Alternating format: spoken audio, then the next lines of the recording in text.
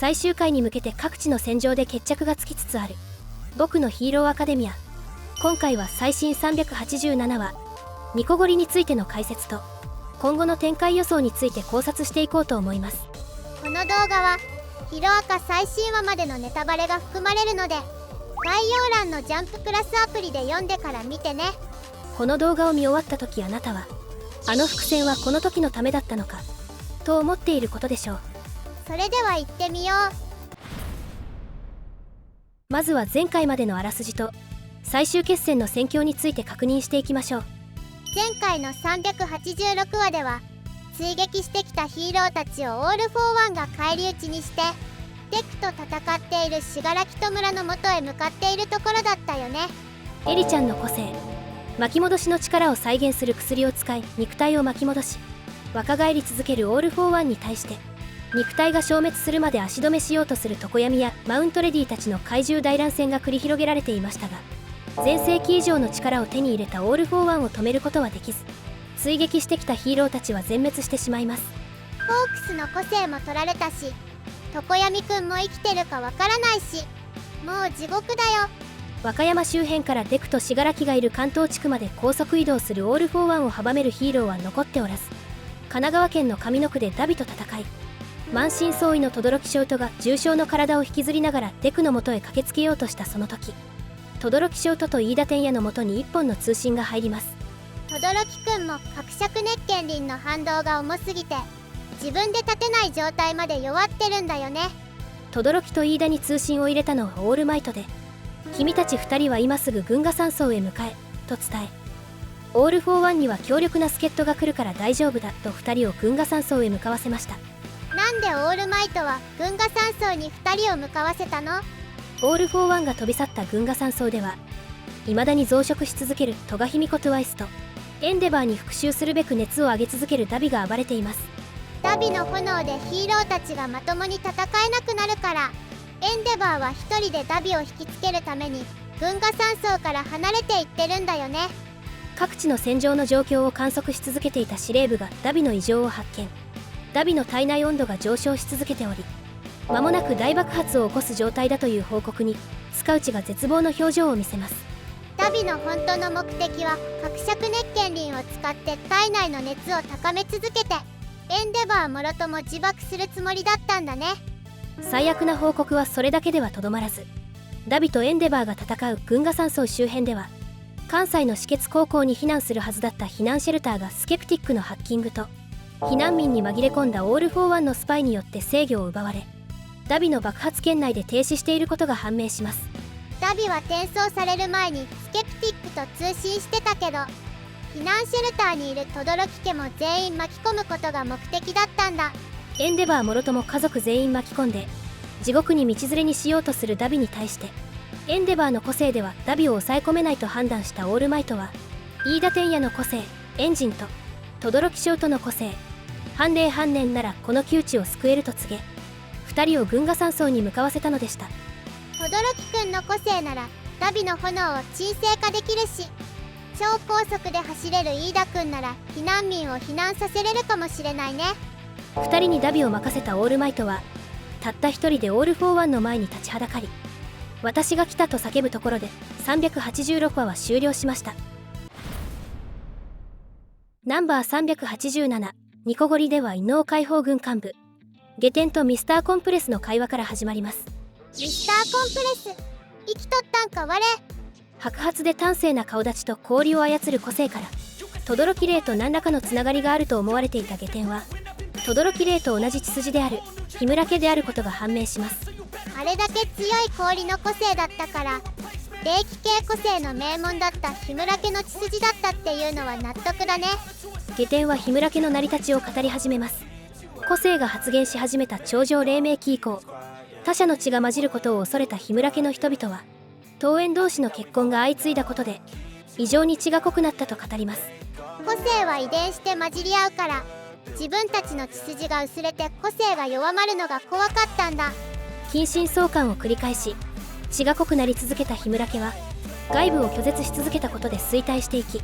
最終的に本家の血筋だった霊をエンデバーに身売りしたことで氷村の歴史は終焉を迎え分家だった下天の一族も離散して途方に暮れていたところをビデストロに拾われ、異能解放軍に入ったという経歴でした。今まで外部の人間を拒絶し続けてきたのに、いきなり本家が金目当てでしきたりを破ったら分家の人たちが怒るのは当然だよね。日村家の濃い血筋を受け継いでいた轟霊はエンデバーとの間に4人の子供を授かるも、燈矢、冬美、夏男が霊気の個性を強く受け継ぎ、翔太も半分は霊気の個性を受け継いだことから、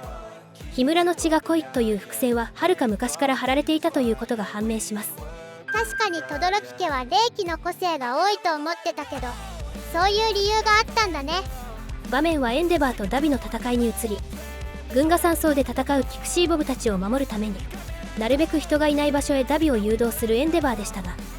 すでにオール・フォー・ワンとの戦いで満身創痍だったエンデバーにそんな余力は残っておらず、限界を迎えようとしたその時、ダビの肉体のある異変に気づきます。エンデバーは何に気づいたの？それは燃え尽きようとするダビの肉体の奥底から氷の結晶が現れ、燈矢にもショートと同じく霊の個性が宿っていたということが判明しました。火事場のバカ力っていう階層があったから、元から霊気の個性の才能はあったけど、死の直前で霊の個性が顕現したっていう感じなのかな。おそらく上の句で轟ショートに敗れたことがきっかけで体内に眠っていた霊の個性が目覚め、角灼熱剣輪を使っても燃え尽きることなく熱を上げ続けられたのではないでしょうか。バーニンもダビの異常な炎耐性に驚いていたし、エンデバーもダビが燃え続けることに疑問を感じてたから、上の句から霊の個性が体内で発動していたのかな。エンデバーが追い求めていた反霊反念は燈矢も初めから持っていたということに気づき、燈矢と最後まで向き合うと決めたエンデバーは息子を抱きかかえ、遥か上空で心中しようとしますが間に合わず、ダビの体が臨界を迎え爆発しようとしたその瞬間、母親の霊が霊気で2人を包み込んだところで387話は終了です。エンデバーとダビの戦いも決着しそうだけど、轟くんも軍が山荘へ向かってるし、これからどうなってしまうのかな。神奈川にある上の区から和歌山の軍が山荘はおよそ500キロは離れており、いくら飯田天野のエンジンが速いとは言っても少なくとも1時間はかかってしまうでしょう。エンデバーに通信が入って数分でダビが爆発しそうだから、どう考えても間に合わないよね。霊が介入してきたことで時間稼ぎはできそうですが、いくら日村の血が濃いとはいえ個性伸ばし訓練を受けていない霊の個性ではダビの爆発を抑えることは不可能でしょう。レイさんだけじゃダビを抑えきれないならどうすればいいのさ。結論から言うと鍵になってくるのは冬美、夏男、ショートたち3人の子供たちではないでしょうか。冬美ちゃんも夏くんも一緒の避難シェルターにいたはずだよね。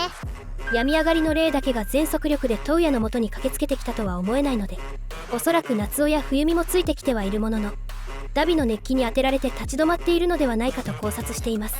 燈矢を止めるために最初から命を懸けるつもりだった。覚悟がガン決まりしてるレイさんだけが飛び込んできたっていう感じなのかもね。本編では冬美や夏男の個性に関してはあまり語られていないものの、髪色や冬美が生まれた時の階層から推測する限り2人とも霊の個性を受け継いでいる可能性は非常に高いため、霊に続いて冬美と夏男も駆けつけるのではないでしょうか。3人でダビを冷やすことで轟くんが到着するまでの時間を稼ぐって展開はありそう。轟ショートの霊気にはダビの炎を中和する効果が付与されていることが判明しているため、霊、冬美、夏男の3人でダビの爆発を遅らせ、駆けつけたショートがダビの熱を中和することで地獄の轟くんちの物語は完結するのではないかと考察しています。燈矢とエンデバーは助かるのかな。正直なところ燈矢が助かることはないでしょう。今までに人を殺し続けている上に生き残っても燈矢にとっては後悔と苦しみしかない人生が待っているので、残りの人生を全て贖罪に充てることになります。確かに轟家の再生には燈矢もいてほしい気持ちはあるけど、世間からも許されないだろうし、体もほぼ朽ち果ててるから生き残っても辛いだけかもね。個人的な願望に過ぎませんが、ヒーローとして再起不能になったエンデバーを支え、一度はバラバラになってしまった轟家をつなぐのは過去に家族の絆を失ってしまったホークスが担ってくれると嬉しいですね。ファンの間で熱望されてるホークスと冬美さんが家族になってくれたら神展開すぎるよ。そしてもう一人のヒーロー飯田天也は避難民シェルターに駆けつけるのではないかと考察しています。飯田くんはどんな活躍をするのかな。もし仮に轟翔斗がダビの爆発を食い止めたとしても避難シェルターの危機は去っていません。オール・フォー・ワンのスパイの田島がシェルターに細工して爆発させていたから大パニックになっているはずだよね。 B 組の剣道や鉄鉄プロヒーローのガンヘッドやデステゴロがいるものの肉弾戦主体の個性ばかりで災害救助に向いている個性ではないため避難誘導するのが精一杯な状況になっているはずです。みんな頑張って逃がしてたけど一つのシェルターに何百人も住んでるから一度パニックになったら大変だよね。大勢の人がパニックになって逃げ惑うというこのシチュエーションどこかで見覚えがありませんか？大勢の人がパニックになるシーンってもしかして。そうデクたちが UA に入学した直後敷地内にマスコミが侵入してきてパニックになったシーンを思い出してください。あの時も飯田くんがみんなを助けたんだよね。パニックになる UA 生を落ち着かせるために自らが非常口マークになりパニックを収めたシーンがありましたよね。あの光景を見てデクが飯田くんに委員長の座を譲ったんだよね。インゲニウムは迷子の手を引くヒーローです。まだ未熟だった飯田天也が必死で考えて行動したあの時のように本物のヒーローインゲニウムになった飯田天也が再び避難シェルターでパニックに陥る人たちを救う展開が来たとしたら全読者の涙腺が崩壊するのは間違いないでしょう。シェルターにはマセカキ症の子供たちもいるし迷子の手を引くヒーローインゲニウムが助けに来たら涙が止まらないのは確実だよ。ということで今回は最新話の解説と轟翔斗と飯田天也の今後の活躍について考察してきましたがいかがだったでしょうか？この考察が1000いいねを超えたら轟冬美深掘り考察動画も出そうと思うのでいいねとチャンネル登録よろしくね。皆さんの意見や感想をコメント欄で教えてくれると嬉しいです。それでは次回の動画でお会いしましょう。フルスウルトラ